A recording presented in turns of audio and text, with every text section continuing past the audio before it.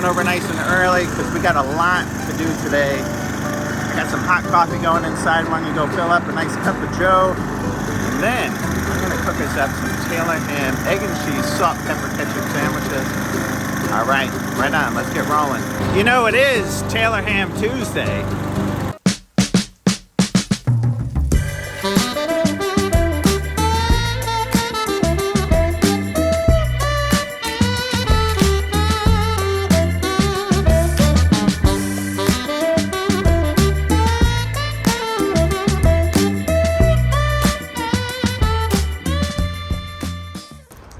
All right, you got your sandwich?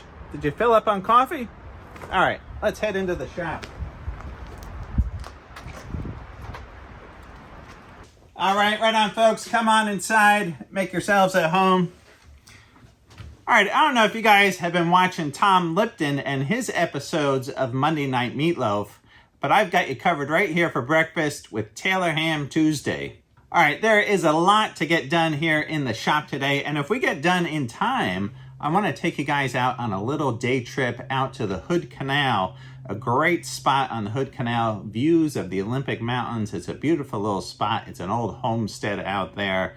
So we'll do that later today if we get done what we need to here in the shop. So, all right, there is a bunch of projects here and around the shop that I need to get done today. I got to finish splitting some wood outside. I also found some fat wood that I want to split up into kindling. I tell you, there's nothing like having some kindling on hand. It is night and day, especially that fat wood. We're going to split up some of that. I also want to put a coat of stove polish on the wood stove here in the shop. So I need to fire a small fire in the wood stove, get that warm, put some stove polish on. And then also I want to share some of the projects that I got going on around here in the shop, show you guys what I'm up to. All right, you guys got enough coffee there? You need a little reheat? All right, so I don't know if I've told you guys, but I've been taking these great online classes for bread baking. Now this is with the Sourdough School with Vanessa Kimball. She's one of the great bread bakers in the world.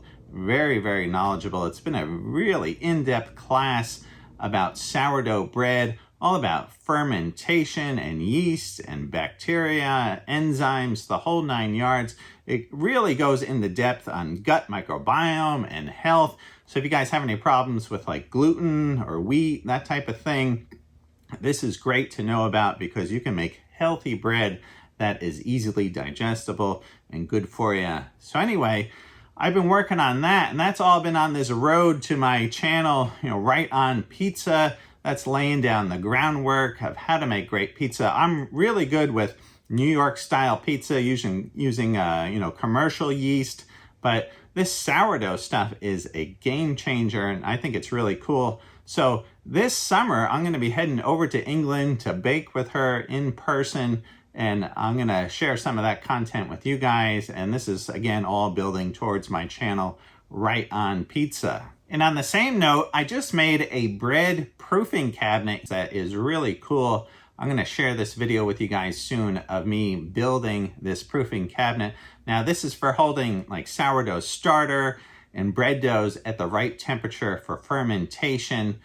Some of these videos I'm going to start splitting up to some will go over to the pizza channel, but these ones where I'm doing the builds are going to stay here on the shop channel. By the way, how's the Taylor Ham egg and cheese salt pepper ketchup sandwich? I haven't even had a bite here. I tell you, this is the New Jersey state sandwich. Now, I used to have Taylor Ham mailed out to me from New Jersey. Friends would mail it out.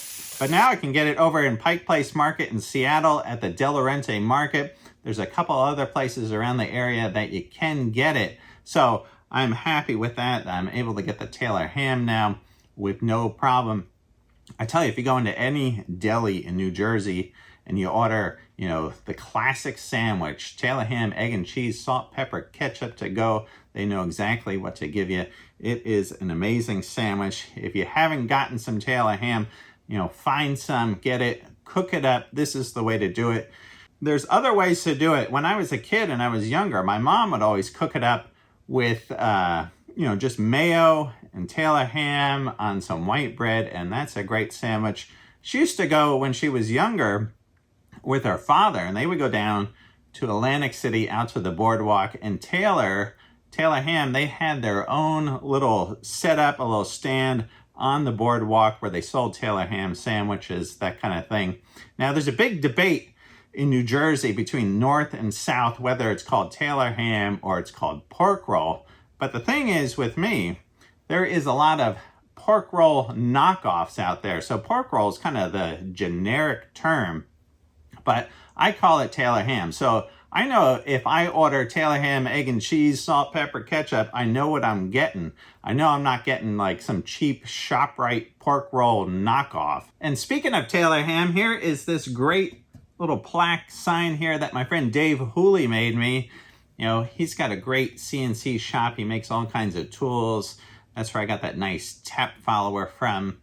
And I tell you, if I ever do like an open house here at the shop and invite people over, do like a meet and greet type thing. I know Randy Richards, he was just doing a meet and greet thing down in California with some other YouTube guys. I think that's pretty cool. But if I ever did something here, I tell you, after I get the pizza thing set up, we'd have pizza all around. I'd be making Taylor Ham, egg and cheese for everybody. All right, Jiminy Crackers here, you know, let me get a bite of this sandwich. You guys are already finished with your sandwich. My sandwich is going cold here. I'm yapping away. Let's get a bite of the Taylor Ham, egg and cheese.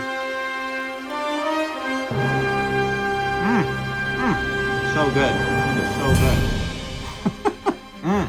That is so good. And right, no heart attacks today like you saw me in that other episode of Taylor Ham Tuesday where I was eating too much Taylor Ham and I took a heart attack, but I'm fully recovered now.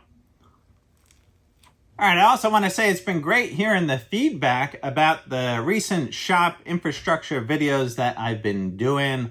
I love doing those videos. Anything to do with organizing the shop, I am all in. So there's going to be a lot more of that kind of video coming your way. That's been great hearing your feedback. Please leave in the comments, you know, anything you guys are thinking, any of the things that you want to see or questions about the shop here. Like I just did on that miter saw table, Ben wrote in, and I did a whole video about the miter saw table. I thought that was great. And on a side note, I know today's all side notes, but on a side note, I am going to be making some YouTube shorts. Now, this is a trending thing on YouTube. I don't want to get left behind. I want my channel to stay relevant. And actually, the stats are showing now that more people are watching YouTube shorts than they are, you know, this kind of horizontal form video. So, and one cool thing about it is they have a feature now where you can go back and you can take your old videos and turn them into YouTube shorts. So some of those old Taylor Ham Tuesday videos that I have, those were packed with so much content. There were so many things going on in there.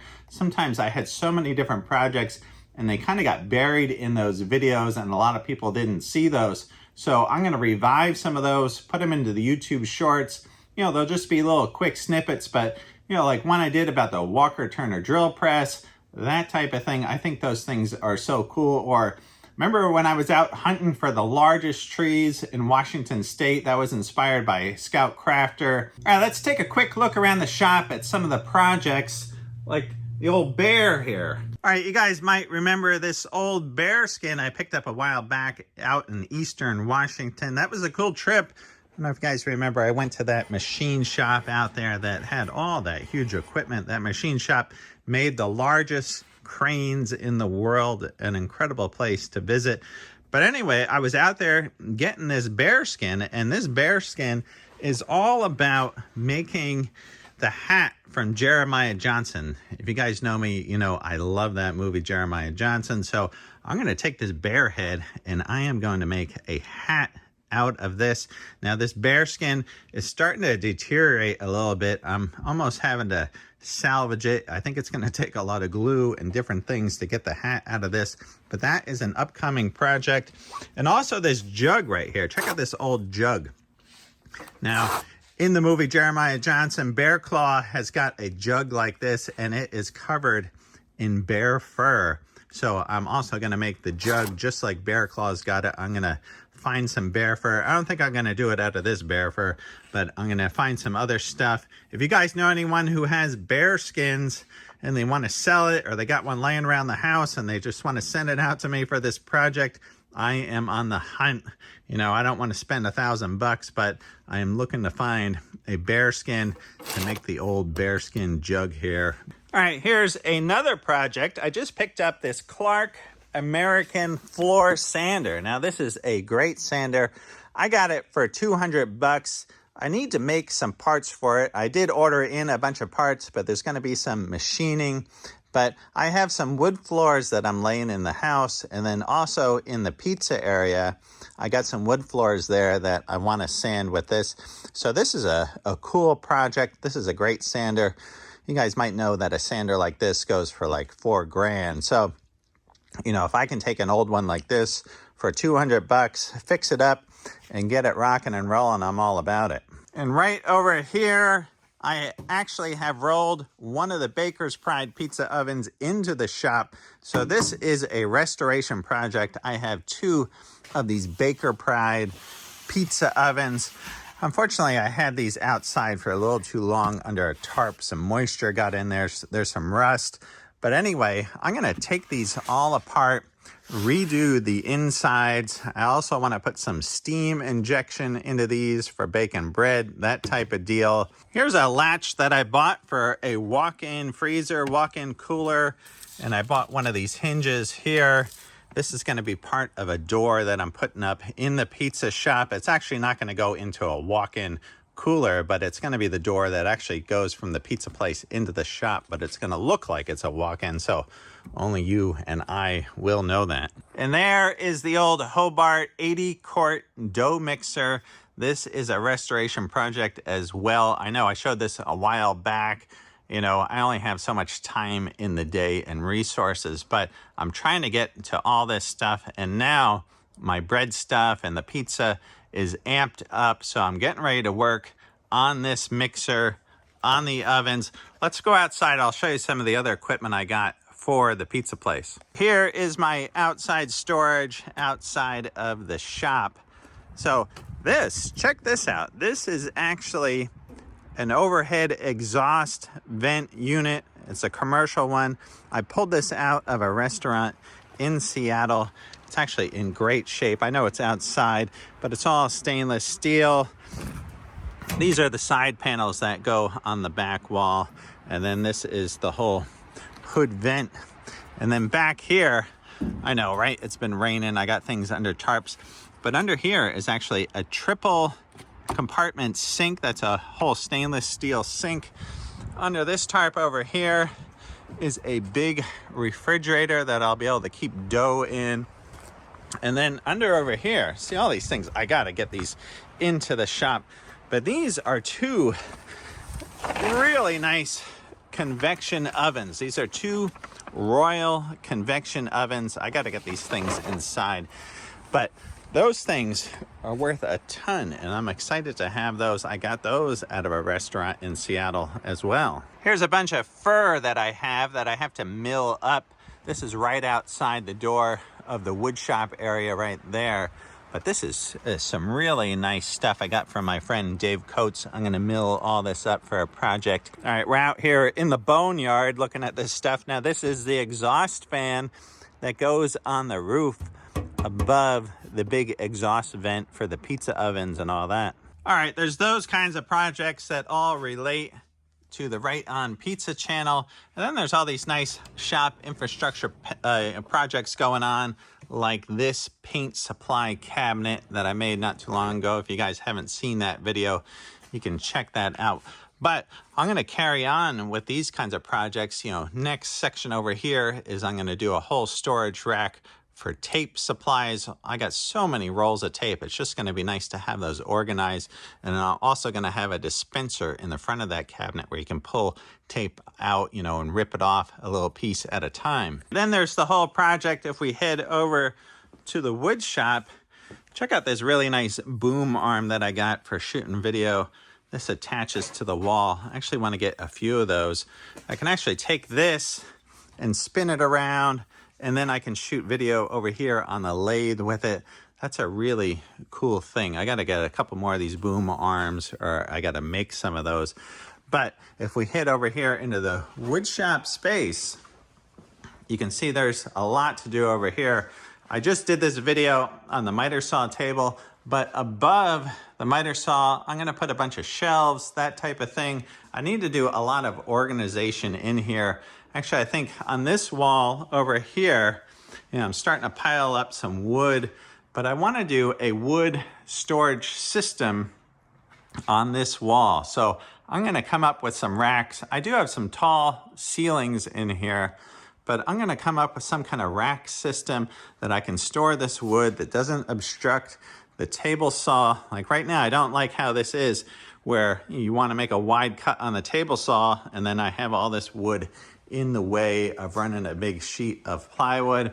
Then if we head back here in the shop, right, we got the drill presses, band saws, there's the old Walker Turner back there. So I wanna set this all up back here for the woodworking supplies. So there's lots to do back here, right? It's a never-ending project. Check this out down here. Dan Blyde, my friend, sent this out. This is a 2-ton chain hoist. It's a 3-phase. That's a big motor back there. I want to put that to use here someday in the shop. That would be great to build an overhead craneway above the lathe and the milling machine. Here's an old leg vise I got to do some work on. Here is another project that I got to get on here pretty soon. Now this is a collet closer. This is a Royal collet closer for the lathe, and this is actually a pneumatic collet closer.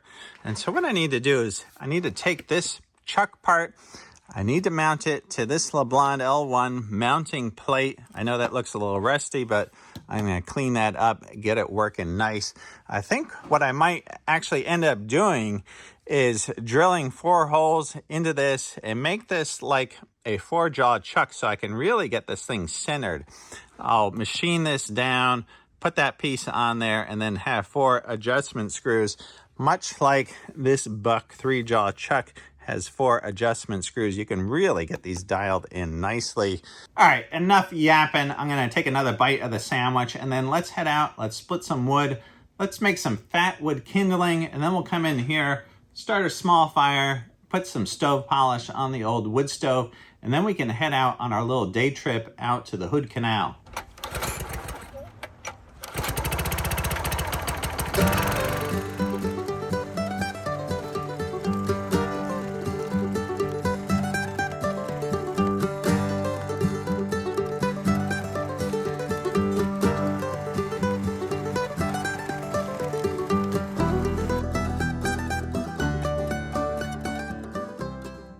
All right, I tell you, this splitter is priceless. This is great to have this tool. I was splitting up some huge rounds. I had some 4-foot diameter rounds of some fir. I was splitting up, had some knots in it. This is great when you get those knots in there, and it's hard to work out those knots with a maul and some wedges. That is just so hard to do. Sometimes you got to get the chainsaw out and cut up those pieces. But I tell you, it is nice to take off the headphones, turn off the noisy engine, and just to grab the maul and to split some wood. You know, get out the old wedges, give a nice knock here.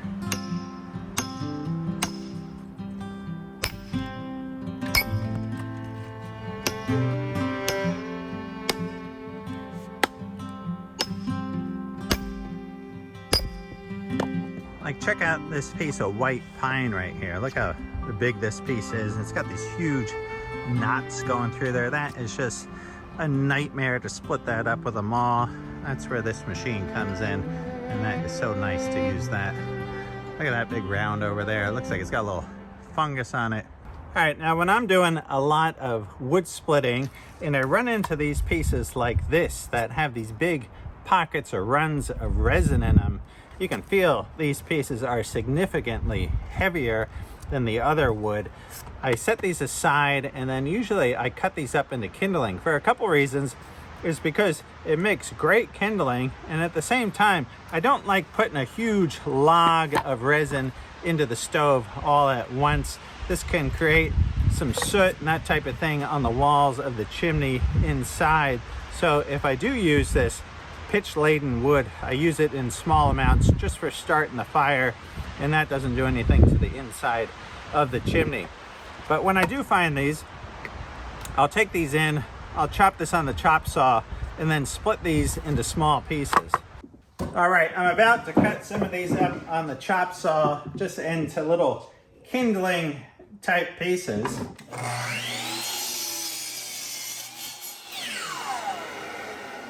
See all the resin in there? That's a beautiful piece of kindling right there. Now, if you are cutting this on the chop saw, you got to be careful. If you got a piece like this that has a big curve, you don't want to put this where the curve is in the back. Bang, zoom, trip to the moon. This thing's going to be flying across the room and you're heading to the hospital. So you got to make sure there's no gap back here behind the saw when you are cutting this stuff. All right, let's split up some of that fat wood, but I want to show you here this piece of tree that I got. Now this is close to 3 foot in diameter. Yeah, maybe it's 30 inches or something, but this is great. I think this is about 30 inches tall. I do so much work on this stump out here. It is such a solid thing, whether I'm beating on some metal or I'm splitting pieces of wood, just endless things. Sometimes I screw different bending jigs down to this and I bend steel on it. This is a worthwhile thing to have outside of the shop. All right, so after I get my fat wood cut up into these sections, I come out with this. Check this out. This is a really cool tool. This is like a mini maul. I've only seen this one. I don't even know if they make these. If you can find something like this, I tell you, it's been the greatest little axe for splitting wood. I keep it by the wood stove in the shop. It's got a nice, heavy, head to it, and this has, it's not a real thin angle like a hatchet. A hatchet doesn't do a good job splitting wood. Look at this nice fat wood. Now this stuff, I like splitting this into small pieces because a little bit of this goes a long way. Take a look at this. Look how much pitch and resin is in a piece like that. Now that is some really nice fat wood. That's just basically all sap and resin. That will go up like a wildfire right there. All right, look at this nice little box of fat wood. This is such a luxury fire starter. You just need a couple pieces of this to get the fire going. I tell you, it is totally worth the time to cut some kindling, even if it's not fat wood, but just cutting some regular kindling to have next to the wood stove and start up a fire nice and quick. Check this out though. You see all these pieces that just fly off to the side. I don't know if you guys are watching Tom Lipton, but he made a nice little wood splitter that sits inside a bucket, and every piece that you split, the little pieces, they fall to the bottom of the bucket and you just collect it. You should check out that video on his channel. All right, a lot of my kindling comes from these little stumpy pieces that are left over when I'm cutting firewood. And sometimes I like to get a little fancy and I come in with the fro.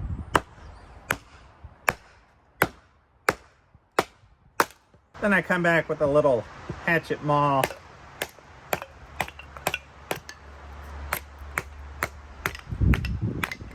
I make quick work of it.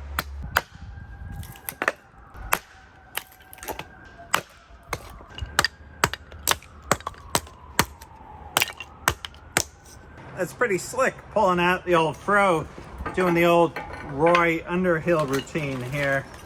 Okay, and there you go. You got a nice bunch of kindling.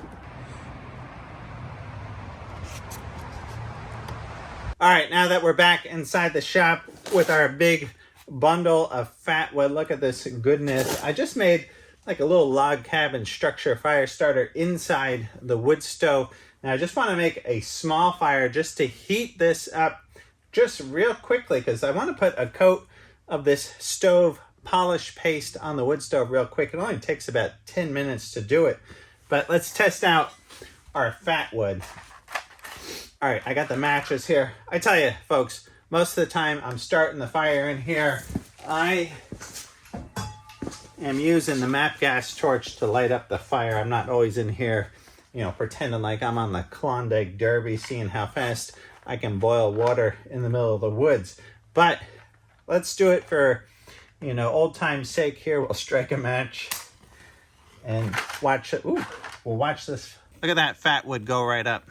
I just barely touched that with the match, and that stuff is just going up like crazy. I tell you, that stuff is great.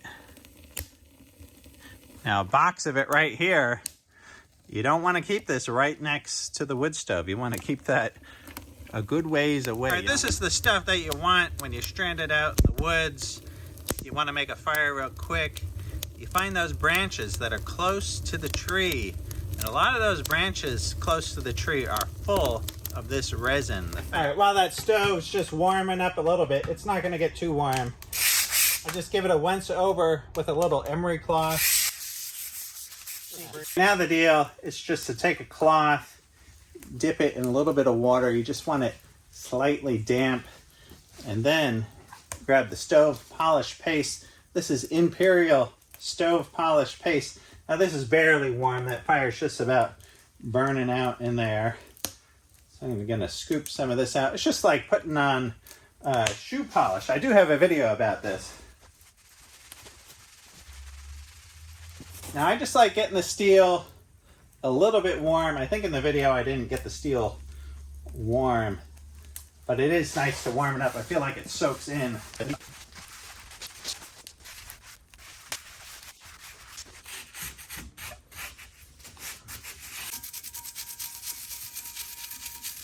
All right, there's my once a year shoe polish coating of the wood stove with the Imperial stove polish paste.